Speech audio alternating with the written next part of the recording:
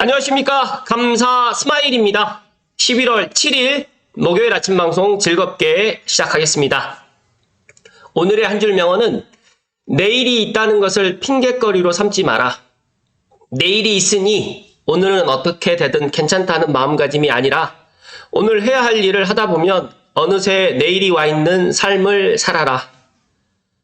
네, 지난 빠숑님께서도 이 내 맘대로님의 이 블로그 마지막 글에 이 좋은 글이 있어가지고 설명을 한번 해주셨는데, 감사스마일도 이 글을 다시 한번 감스님들께 이야기 드리는 거는, 많은 분들이 오늘 일을 내일로 미룹니다. 그러니까 예를 들어서 오늘 뭘 해야 되는데 내일이 있으니까 내일 하면 되겠지, 이런 마음을 갖게 되는데, 감스님들만이라도 절대 오늘 일을 내일로 미루지 마시고 항상 오늘 해야 될 일을 오늘 하시면 정말 분명히 좋은 일이 있다는 말씀 드리고, 여기에 오늘 해야 할 일을 하다 보면 어느새 내일이 와 있는 삶을 살게 된다는 말씀을 감사 스마일이 강조해서 이야기 드립니다. 네, 지난 11월 5일 날 빠숑님께서 SBS 비지에 생방송 라이브에 출연을 하셨는데, 또 이때 이제 여러 가지 좋은 이야기를 많이 해주셨습니다. 내년 1월에서 2월부터 부동산 거래 살아날 것으로 전망하고 한다라고 또 이야기를 해주셨는데, 감사스마일 생각과 너무 많이 일치한 부분도 있고, 또 여러 가지로 또 감사스마일의 부동산 멘토님이신 빠숑님의 아침에 스투TV는 꼭 시청하실 것을 이야기 드립니다. 신혼부부 가구 특성을 갖다가 아파트 랩에서 설명을 해주셨는데, 제가 보니까 주택 소유율이 커질 때 출생아 수도 같이 증가하는 것을 확인할 수가 있었는데, 2018년도 같은 경우에 주택 소유율이 39.4%였을 때 평균 출생아 수가 0.7, 또 경기도 같은 경우 0.85였고요. 그러다 보니까 신혼부부가 이제 예를 들어서 처음부터 주택을 갖다가 갖고 시작하는 부부들 같은 경우에는 어찌됐든 간에 자녀를 갖다 빨리 출산을 한다라는 그런 어떻게 보면 통계라고 보시면 될 것 같습니다. 제가 생각했을 때 물론 신혼 때부터 뭐 내 집 마련을 하는 것도 물론 좋지만, 저는 신혼 때 각자가 돈을 모아서 빨리 내 집 마련을 갖다 하는 그런 모습으로 신혼을 갖다 시작하는 것을 또 추천을 드리는데, 또 부모님들의 양가 부모님들의 또 도움을 받아가지고 최근에는 전세나 월세보다는 내 집 마련을 갖다가 바로 시작을 하고 신혼을 맞이하는 또 트렌드가 조금 변해간다는 이야기도 감사 스마일이 콕 하고 이야기 드립니다. 아파트 매입 연령대는 강남 플러스 서초가 40대 비율이 압도적으로 지금 1등으로 지금 나타나져 있는데, 여기에 저희가 또 고무적으로 보는 거는 그 뒤를 30대가 지금 바턴을 이어받고 있습니다. 전국으로 봤을 때는 40대하고 30대가 비슷하게 지금 나타나는데, 제가 문득 생각을 해봤어요. 예전에는 저 때만 해도 30대 때 내 집 마련하는 게 정말 부러움의 대상이었다고 하면, 지금은 30대 때 내 집 마련을 하지 못하면 40대도 내 집 마련을 못하고 또 그렇게 지나가는 경우가 종종 있습니다. 그렇기 때문에 조금 빨리 깨우치시는 분들은 뭐 30대, 20대 후반부터라도 내 집 마련을, 특히 아파트로 내 집 마련을 한다라고 보시면 되고, 감스님들만이라도 저는 많은 사람들께 이야기를 갖다 드리고는 있지만, 제 채널의 특성상 고양시라든지 서북부에 계시는 분이 더 많이 보기 때문에 지금이라도 내 집 마련을 갖다가 하셔도 된다, 늦추지는 마라, 늦추지는 마시라는 말씀을 감사 스마일 이야기 드리고, 30대 내 집 마련을 하게 되면 또 1주택에서 머물러 있는 게 아니라 2주택 또 갈아타기도 해서 지금 고양시에서 시작을 한다고 하더라도 40대 때는 서울로 들어갈 수 있다는 말씀을 감사 스마일이 강조해서 이야기 드립니다.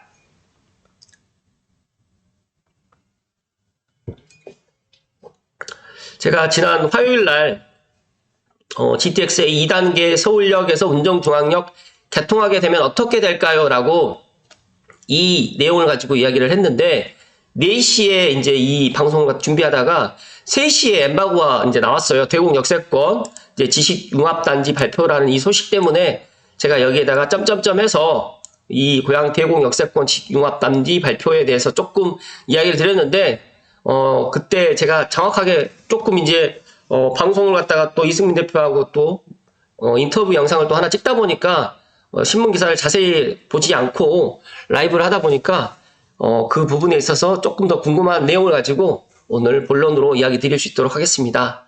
많은 분들이 이제 수도권의 주택 공급을 갖다가 많이 할 거다. 이제 그렇게 또 보시는 분들도 있고, 지금 내 집 마련을 갖다가 하지 않고 조금 더 기다려야 된다라는 또 이렇게 생각하시는 분도 계시겠지만, 제 생각은 단호합니다. 고양시에 거주하시든, 고양시가 아닌 서울의 무주택자로 거주하시든, 수도권에 거주하시는 분들이나 또 지방에 거주하시는 분들조차도 내 집 마련은 필수고, 특히 서울 수도권은 내 집 마련을 갖다 더 빨리 서둘러야 된다는 말씀을 먼저 결론으로 이야기 드리고 본론으로 들어가겠습니다. 일단 뉴스원의 박대준 기자님의 기사로 시작을 합니다. 고양시 대공역세권 아파트보다 자족시설 확충이 우선이다. 제가 이걸 보니까 이 지도를 찾으려고 이 계획 관련해가지고 개발 구상안을 갖다 찾으려고 어제 밤새도록 이걸 막 클릭을 갖다 하고 막 찾았습니다. 그래서 보니까 대공역 이쪽이거든요. 근데 복합환승센터랑 상업 업무랑 자족이 이쪽으로 들어가고 대공역세권으로 들어가고 주거하고 이제 뭐 상업하고 공원 복합 커뮤니티는 화정지구와 맞닿아 있는 엄밀히 따지게 되면 여기가 나대지거든요. 그 논밭 있고 있는데 이런 지역이다 보니까 오히려 저는 대공역세권 0.9만 호는 오히려 더 잘 됐다라는 말씀 드립니다. 많은 분들이 고양시에다가 또 아파트를 때려 짓는다 여러 이제 또 안 좋은 부정적인 이야기들이 나오는데 정말 대공역세권 개발 사업을 15년 동안 못하고 있었던 사업이고, 제가 지난번에도 이야기 드렸던 것처럼 창능을 갖다가 진행을 하고 난 다음에 이제 대공을 할 거다라고 제가 이야기 드렸는데, 어찌됐든 간에 창능은 올 연말 안에 착공이 들어갈 거고, 그렇다고 하면 그 바톤 터치를 이제 대공역세권에서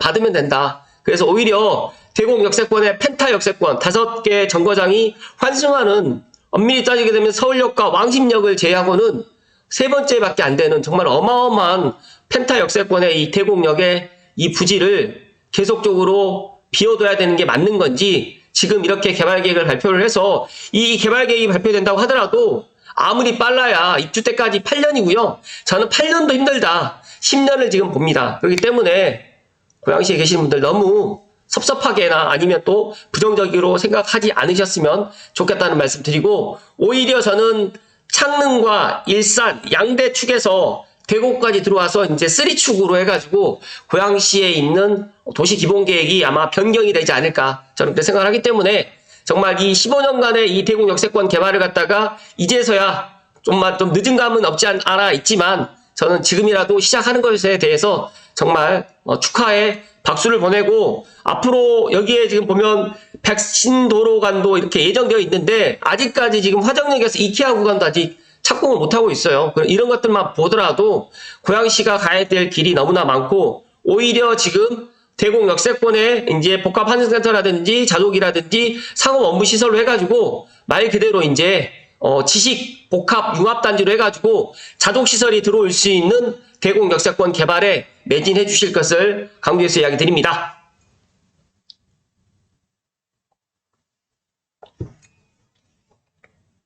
그리고 이어서 이제 신규택지 발표를 하게 되면 영끌이 줄어들 것이다. 내년 3만 가구 추가 선정, 서울은 이제 정부에서 정말 급한 불이 이제 내년부터 이제 주택 공급이 없다라는 것을 인지하고 있고, 앞으로 서울과 수도권 일대에 앞으로 더 많은 신규 주택 공급을 하겠다라고 지금 발표를 했습니다. 그래서 1차적으로 또 지금 4만 호를 발표했고요. 내년에 또 3만 가구를 추가로 선정을 한다고 합니다. 그렇다고 하면 지금 후보지로 나와 있는 지역 말고 또 지정이 된다라고 보시면 될 것 같고요. 보니까 지금 서울 서초구의 서리풀지구, 경기 고양 대공역세권, 그다음에 의왕 오전 왕곡, 의정부 용현지구 등이 후보지로 선정됐는데, 물론 서울에 계시는 분들은 서리풀지구를 관심 갖고 보시겠지만, 저는 경기도 고양 대공역세권을 갖다가 중점적으로 좀 보고 앞으로 또 관련된 소식, 또 여러 가지 이야기들을 앞으로도 꾸준하게 해드릴 수 있도록 하겠습니다. 여기에 Q&A가 있는데, 일단은 그린벨트가 해제되더라도 실제 주택 공급까지 10년 정도 걸릴 것으로 예상되는데, 당장 공급 부족 문제를 해소하는데 이번 대책이 실효성이 있다고 보는지, 어찌됐든 간에 첫 분양을 갖다 5년 뒤에 이루어질 수 있도록 관리하겠다고 하지만, 이 질문처럼 10년 안에는 쉽지 않습니다. 그러나 왜 이렇게 정부에서 이렇게 주택 공급을 갖다가 지금 발표를 하냐면, 다들 알고 계시겠지만 금리 인하, 그 다음에 아파트 공급 절벽, 그리고 이제 건축비 인상, 그 다음에 수도권에 이제 이런 인허가라든지 여러 가지의 이런 것들이 부족하기 때문에 이제 여러 가지의 시그널을 보더라도 이제 아파트 가격이라든지 주택 가격은 올라갈 수밖에 없다라고 정부에서 판단하고 있거든요. 그렇기 때문에 지금 선제적으로 근데 이렇게 신규 택지를 앞으로 많이 공급할 거고 앞으로 주택 공급을 해 나갈 거니까 지금 당장은 집을 사지 말아라 라는 그런 시그널인 것 같아요. 그런데 정부 말대로 하면 안 되고 정부 말 반대로 하시면 오히려 더 좋다는 말씀 드리고요. 또 여기 보시면 공급 측면에서도 1기 신도시 선도지구 선정이 남았고 그 다음에 3기 신도시 주택 공급도 계획돼 있는데 향후에 일시적으로 공급이 몰릴 수 있을 것 같다라고 이야기를 하는데 제가 생각했을 때는 오히려 이런 공급을 갖다가 지금 하겠다라고 하는 거는 1기 신도시도 이제 선도지구가 지정이 되고 부수고 또 새로 들어갈 곳을 찾다라고 보면 지금의 이런 주택 공급이 오히려 서울과 수도권의 인구 증가라든지 가구 수도 증가라든지 여러 가지로 또 교통 확충이라든지 이런 것들 때문에라도 서울 수도권의 주택 수요는 앞으로도 계속 꾸준하게 증가할 거라고 생각하고 있고 또 하나는 오래된 아파트라든지 오래된 빌라라든지 오래된 단독주택에 살고 싶어 하지 않습니다. 그런 삶의 니즈 2030 세대들이 얼어 죽어도 신축을 갖다 찾고 있는 요즘에 어떻게 보면 이게 맞다라는 말씀을 좀 드리고 더 중요한 팩트 하나는 고양시에서 이제 제가 그제 방송에도 이야기 드렸지만 고양시하고 파주 운영 신도시를 비교를 했을 때 고양시의 아파트는 너무 노후화되어 있고 파주 운영 신도시의 아파트는 정말 새 겁니다. 그렇기 때문에 오히려 정말 만약에 고양시에 이렇게 아파트 공급이 부족하다라고 하면 고양시는 점점 이제 슬럼화가 되고 고양시에 거주하려고 하시는 분들보다 전부 다 고양시에 집을 매도하고 다른 지역으로 또 이사가는 수요가 많을 거라고 저는 생각을 하기 때문에 지금의 108만 명을 갖다 유지하는 게 아니라 130만 명을 갖다 추가로 앞으로 인구를 갖다 증가할 수 있는 모델로 따진다고 하면 일자리라든지 교통 대책도 강구해야 되겠지만 새로운 신축 아파트들도 꾸준하게 공급을 해야 된다. 빠숑님이 이야기하셨던 것처럼 남아 돌 때까지 지어야 된다는 말씀을 감사 스마일이 거듭 강조해서 이야기 드리고 여기 내년 상반기 3만 가구 규모 신규 택지를 추가 발표할 예정인데 서울이 포함될 가능성은 이라고 하는데 아마 제가 생각했을 땐 서울은 포함시키지 않을 것 같다라는 말씀을 감사 스마일이 조심스럽게 이야기 드립니다. 그리고 이제 카페에 리틀백님의 그린벨트 신규 택지 후보지 그래서 언제 분양하는데 이게 핵심인데요. 언제 분양할까요?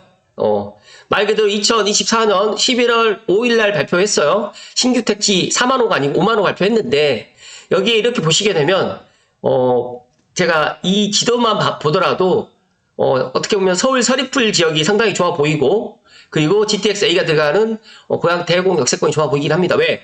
여기는 만약에 이제 5년 후가 될지 10년 후가 될지 모르겠지만 그때는 대공 역세권에서 삼성역을 갖다가 정차할 수가 있고요. 또 서울 서리풀은 또 신분당선이 또 다니고 있고 또 입주할 때쯤 되게 되면 더 좋은 교통대책이 또 강구되기 때문에 걱정하지 않습니다. 그래서 저는 연예인 걱정, 창릉 걱정은 하지 않습니다. 그런데 대공 역세권도 앞으로 엄청난 또 지식융합단지로 재탄생하기 때문에 언제 분양하는데 앞으로 8년, 앞으로 10년, 입주 때까지 저는 10년 안에는 힘들다라고 보는데 정말 빨리빨리 진행된다고 하더라도 입주 때까지 8년 걸리거든요. 제가 2019년도에 창릉 3기 신도시 5월에 발표를 했을 때가 확실히 기억을 하는데 제가 유튜브로 2019년 3월부터 시작을 했으니까요.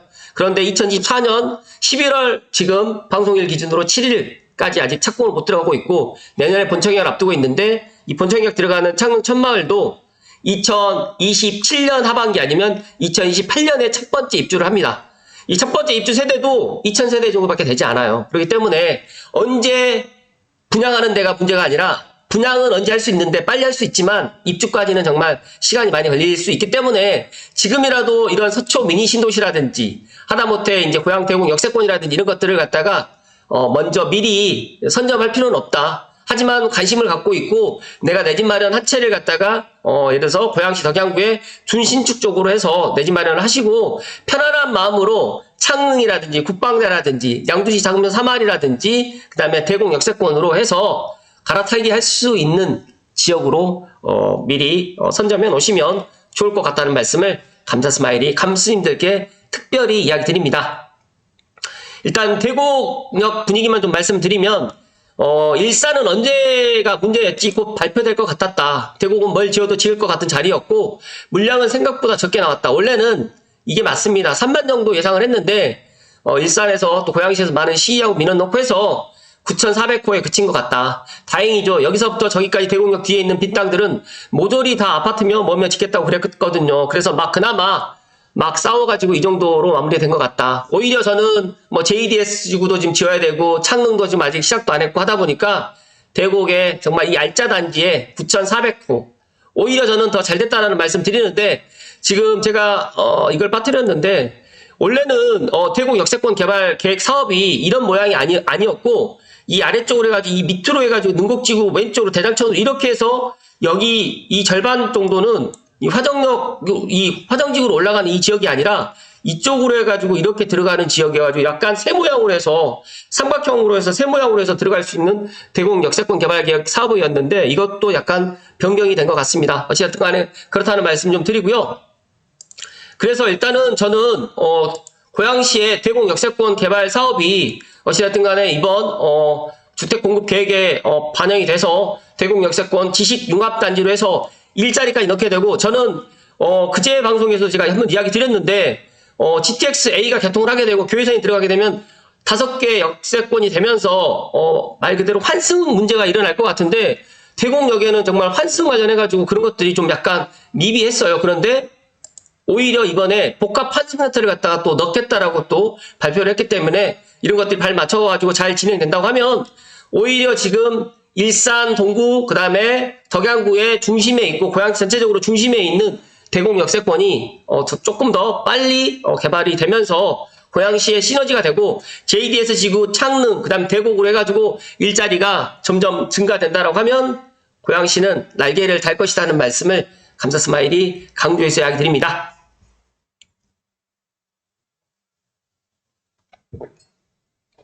그리고 프라이뉴님께서 저희 또 고양시 부동산 이야기 감사 스마일이 매니저로 있는 고양시 부동산 이야기에 이런 이야기를 해주셔가지고 GTX 타나요? 대곡역 주변 지금 정비되나요? GTX 연계 버스 노선 확충하나요? 근데 아직 먼 것 같아요 라고 이야기를 했습니다. 이게 팩트입니다. GTX는 탑니다. 대곡역 주변 정비도 됩니다. 근데 GTX 연계 버스 노선도 확충하게 됩니다. 하지만 이게 당장 1, 2년 안에는 안 될 겁니다.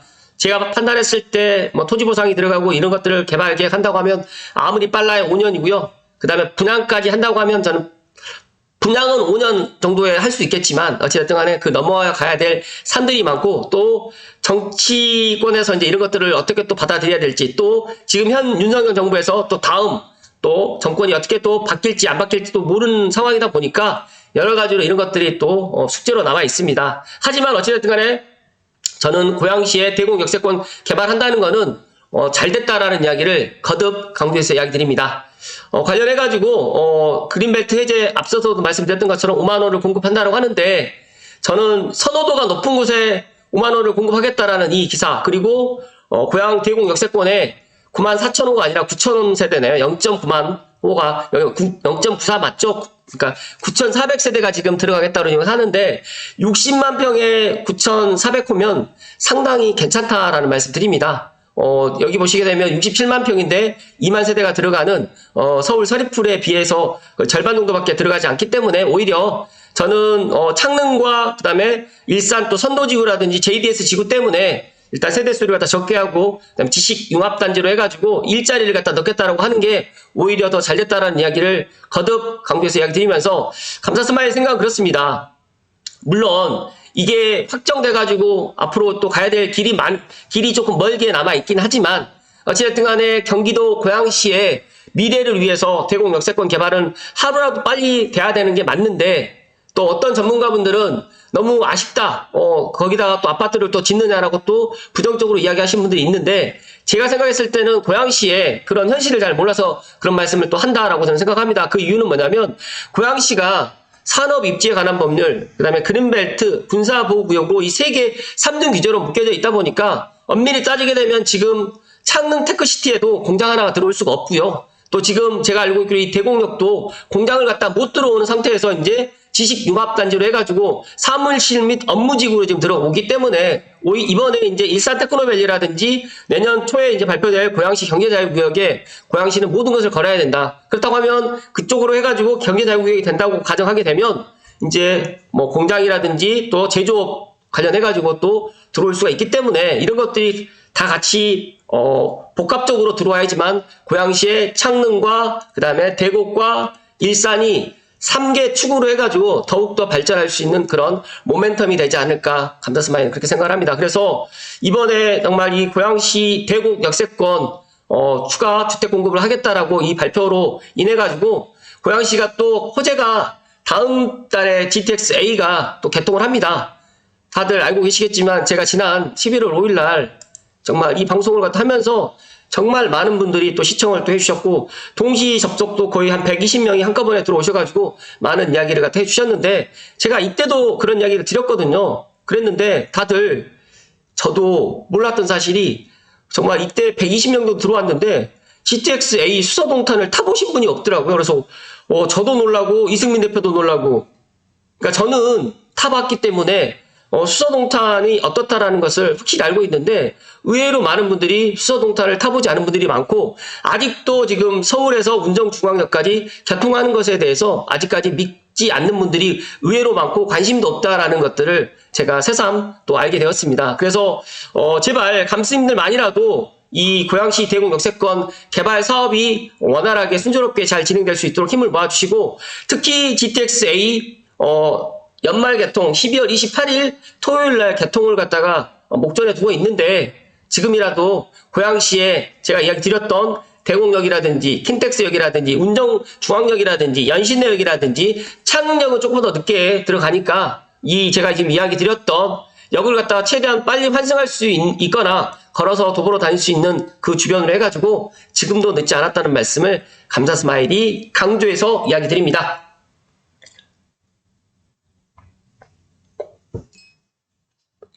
제가 오늘 정말 드릴 이야기가 너무 많다 보니까 말이 조금 빨라졌는데요.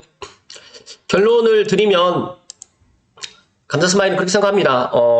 대곡 역세권 개발로 인해 가지고 물론 주택 공급이 9,400세대가 좀 들어와서 많이 또 언짢으신 분도 계실 거고 또 어떤 분들은 정말 이 대곡역을 갖다 지나다니면서 이 대곡역에 있는 금싸라기 땅이 언젠가는 좀 개발이 되기를 갖다가 간절히 바랬는데 15년 만에 개발이 되는 이 모습들을 보면서 여러 가지 생각이 있었을 것 같아요. 근데 감자스마일은 지금 현재 이 개발 구상안이에요. 계획 수립 과정에서 변경 가능할 수 있겠지만 엄밀히 따지게 되면 대곡 역세권에 도보로 다닐 수 있는 아파트는 지금 현재로는 없습니다. 어떤 분들은 능곡뉴타운 두산 이브라든지 롯데캐슬에서 10분 내로 갈 수 있다라고 또 이야기하신 분들이 있는데 물론 10분대로 갈 수 있어요. 빨리 걸어가면 갈 수 있기 때문에 제가 그 말을 부정하는 건 아니지만 어쨌든 간에 화정이라든지 능곡뉴타운도 대곡 역세권 개발로 인해 가지고 지금보다는 더 좋은 평가를 받을 수 있을 것 같고 그리고 고양시는 제가 계속해서 이야기 드리지만 지금이 정말 저평가되어 있다. 그래서 GTX-A가 개통하게 되면 고양시가 제가 천지개벽하는 두 번째 이유의 GTX-A입니다. 첫 번째는 서해선. 근데 서해선이 지금 완전 개통을 안 했기 때문에 첫 번째 서해선 개통으로 인해 가지고 고양시가 기존에 있는 경의중앙선 그리고 3호선에 벗어나서 경기 산안부라든지 김포공항을 한 번에 갈 수 있다는 거. 또 9호선을 갖다가 이 대곡 역세권으로 해가지고 끌어올 수도 있다라는 그런 희망도 지금 어떻게 보면 대곡 역세권 개발에 추가적인 또 남아있는 호재라고 또 볼 수가 있고 또 고양 은평선이라든지 또 GTX-A가 이제 삼성역 정차를 갖다가 먼 미래에서 되는 게 아니라 대곡 역세권 개발 사업이 들어오기 전까지는 아마 2028년 전으로 해가지고 제 개인적인 생각은 2027년에 삼성역을 정찰하게 되면 많은 분들이 모르시고 있는 게 하나 있어요. GTX-A 역사가 고양시만 3개가 들어가거든요. 킨텍스, 대곡, 창릉. 물론 창릉은 2030년, 31년 그 전후로 창릉 천마을 입주하고 난 이후에 선교통 후 입주가 아니라 선입주 후 교통으로 해가지고 들어가긴 하겠지만 고양 은평선과 같은 시기에 아마 들어갈 가능성이 높을 것 같다. 그 이야기는 제가 또 다음번에 이야기를 드리기로 하고요. 오늘 결론은 대곡 역세권 개발은 오히려 고양시에 날개를 달아주는 그런 결과라는 말씀을 감자스마일이 마지막으로 이야기 드리면서 고양시도 분명히 좋아지는 날이 머지 않았다는 말씀을 마지막으로 이야기 드리면서 고양시에 거주하시는 분들 힘내시라는 말씀 마지막으로 드립니다. 오늘도 끝까지 시청하신 감스님들께 사랑과 존경을 드립니다. 고맙습니다.